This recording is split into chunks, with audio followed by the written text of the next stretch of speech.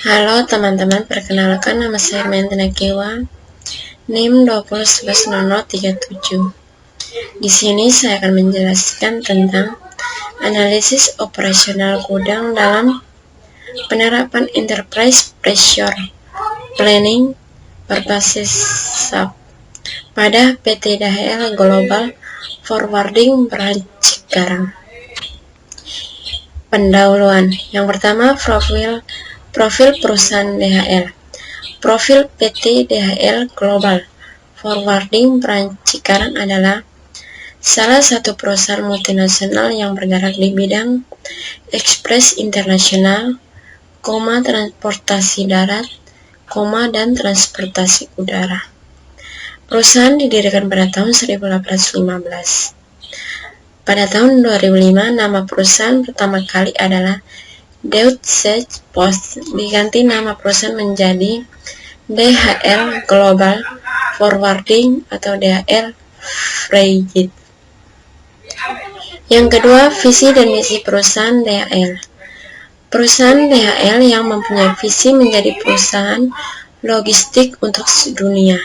Sedangkan misi perusahaan adalah mempunyai keunggulan, cukup disampaikan informasi dari perusahaan, atau excellent, simply delivery.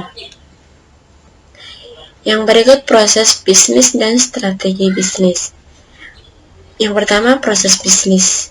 Proses bisnis yang dilakukan perusahaan PT DHL Global Forwarding Cikarang adalah terbagi menjadi dua alur operasional saja, yaitu inbound proses atau penerimaan barang dan outbound proses atau pengiriman barang, serta proses bisnis penunjang operasional untuk menjaga akurasi antara data atau aktual fisik barang yang disimpan di Central Warehouse Cikarang seperti daily CLC count dan stock of number.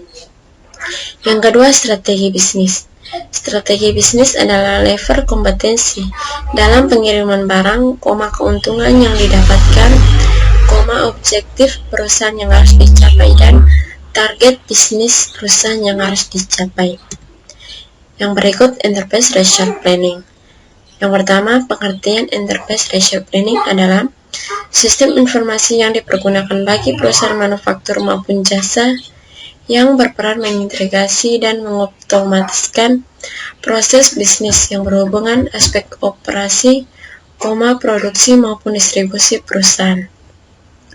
Yang berikut, fungsi ERP. Mengintegrasikan berbagai sistem informasi yang terbesar pada perusahaan atau unit fungsional perusahaan. Dengan adanya sistem Enterprise Resource Planning tersebut, maka unit fungsional terkait dapat saling berbagi informasi yang pada akhirnya dapat meningkatkan sinergi perusahaan.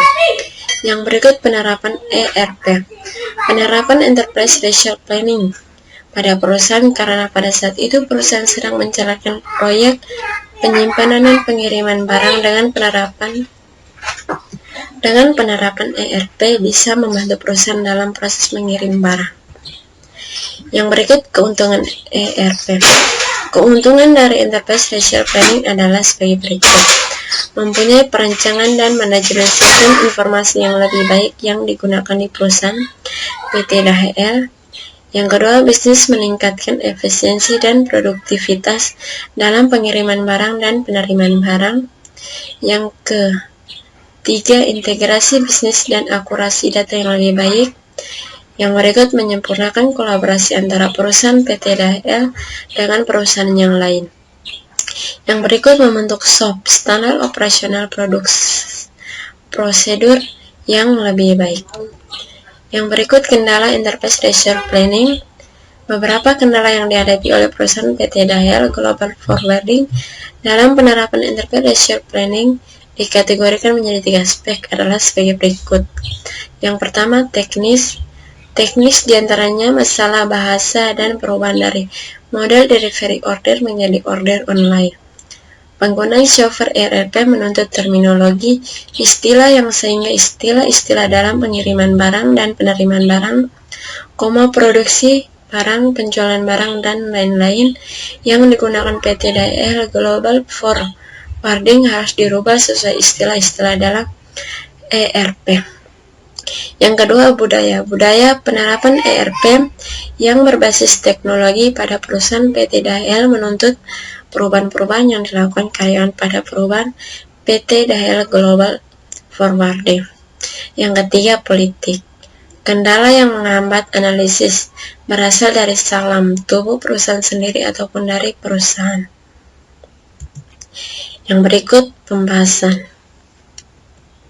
Yang pertama, analisis sumber daya manusia mencakupi komitmen top manajemen dalam penerapan enterprise resource planning.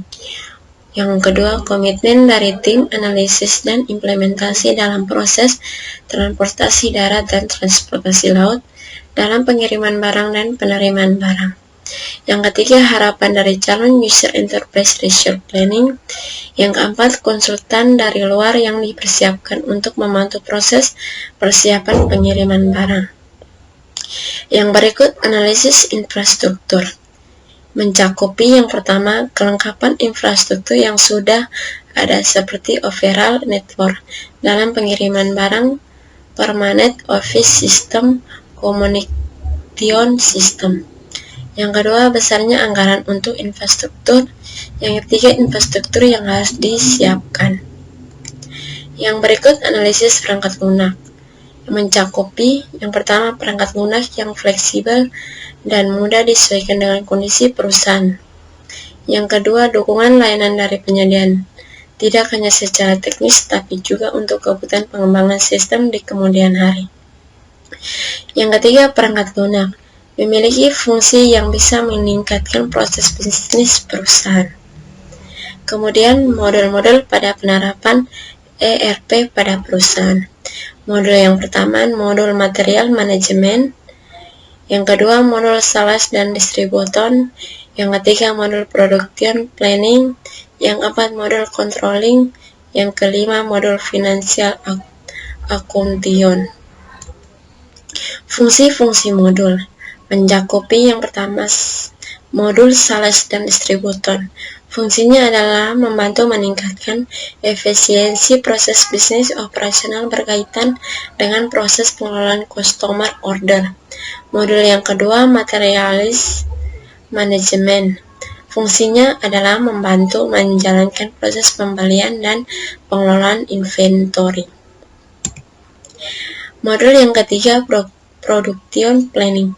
Fungsinya membantu proses perencanaan dalam kontrol daripada kegiatan produksi manufacturing pada perusahaan tersebut. Yang berikut, financial accounting. Fungsinya mengukur kinerja keuntungan perusahaan, berdasarkan pada data transaksi internal maupun eksternal. Modul yang berikut, controlling. Fungsinya adalah sebagai pengendalian aktivitas keuangan perusahaan, memonitoring dan merancang pembayaran. Yang berikut, enterprise resource planning software. Sistem aplikasi dan produk in data processing.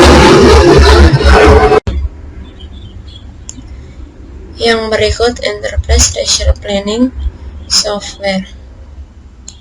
Sistem application and product in data processing atau SAP adalah software yang berbasis ERP Enterprise Resource Planning yang digunakan sebagai untuk membantu manajemen perusahaan, perancangan, hingga melakukan operasionalnya secara efisien dan efektif. Sekian dan terima kasih. Selesai sudah presentasi dari saya. Semoga bisa bermanfaat.